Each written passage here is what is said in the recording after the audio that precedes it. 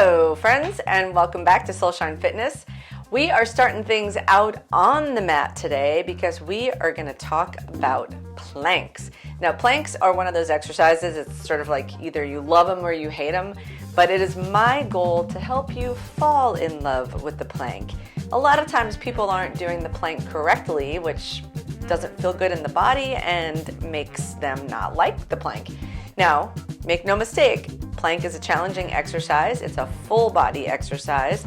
I believe it is a great way to practice making that mind-muscle connection, especially if you're going to move from body weight workouts into strength training workouts that utilize dumbbells or other types of additional weight. So we're going to talk about different types of planks today. Basic plank with modifications. So depending on your fitness level, you may find that using the forearm plank is going to be better suited to your body. You may also use the full extension where your palms are on the ground. We're also going to look at modified planks with knees on the ground. And finally, we're going to round it out by looking at a wall plank. So let's start with just a basic full body plank using the forearms. So when you have yourself positioned on your mat, you're going to want to make sure that this position, of course you'll be on the ground, but that your shoulder lines up with your elbow onto the ground. So you want to not have any strange alignment happening there because you're going to put undue pressure in the wrong areas. We're going to start with the full plank. So your toes are tucked. We're going to lean into it so that the forearms are on the mat, and then we'll lift up the toes into that tucked position. Now if you have your feet close together, that's going to be more challenging. If you widen that base, that's going to be slightly easier.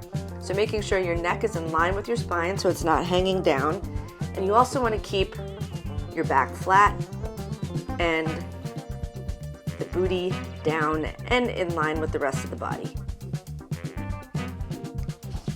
So as you're holding in that plank position, you want to think about tightening the core, tightening the legs, and as you're holding there, sometimes what can be helpful is to think about tightening the quads, and then when the legs get tired, think about tightening the core. So that just kind of helps distribute the work throughout the whole body.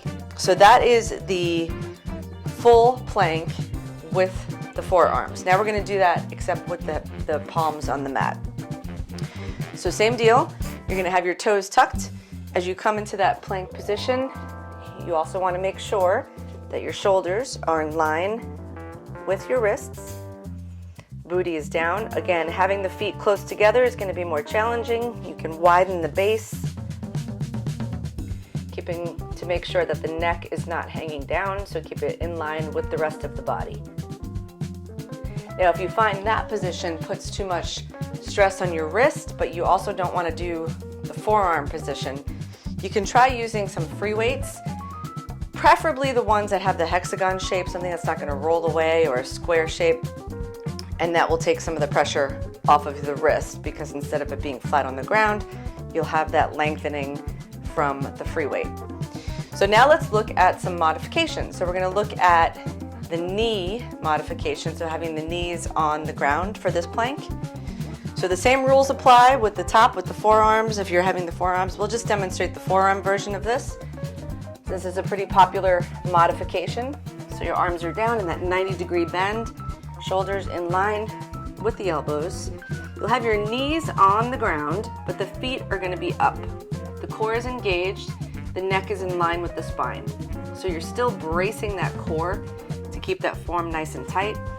You also want to make sure that you're not caving in at the elbows and that your head's not hanging down. Keeping the toes up is going to add more work. If you lower them, kind of find that sweet spot where you really start to feel the shake. And as you're elevating from a modified plank to the full plank, playing around with that can be helpful to activate the core and find that work. So those are the two modifications on the mat. And again, you can also do that knee plank with the arms fully extended, palms on the ground. So now we're going to look at the wall plank. So for the wall plank, one of the key things is to find the appropriate distance to the wall. So you want to start by having your hands planted on the wall, fully extended arms. So you want to kind of lean into it. You don't want your feet too close to the wall. If they're too close to the wall, you're not going to really feel much, right? So take the feet away from the wall. So you're on a slight angle. Think about your back being flat as well on this one. You don't want rounded shoulders and a rounded back. Nice and straight, eyes are forward. Going to lower the hands to probably about chest height. And as you start to bend the elbows, you'll find the arms activate and the core activates. So we still want to keep the back flat. So if you're starting to round like that, just send that tailbone back and keep going until you get to the most intense work. Now, because we're using the wall instead of the floor, you're definitely going to feel this more in the arms and the chest than you do when you're doing the plank on the ground. So just keep that in mind. But you do want to make sure that you have enough distance from the wall to your feet to really be able to activate that core. I don't have a ton of wall space here to work with, so my hands are a little bit more narrow here, but you do want to keep them just about shoulder distance apart. There's different types of planks we could do that focus more on the triceps, but right now we're just focusing on having the nice even distance between your hands. So I'm going to show you that one more time. First, you set up the feet with your arms fully extended. Then you start to lower, keeping the back flat, keeping the eyes straight, engaging the core all the way down. You can hold it in this position by tightening the core, tightening the arms. And you can also turn this into a modified push-up as well. So that's fun. So there you have it. So those are your 3 plank modifications. You've got the full plank with the toes tucked on the mat. You've got the knees down with the feet up. And then you have the wall plank. So have fun with your planks.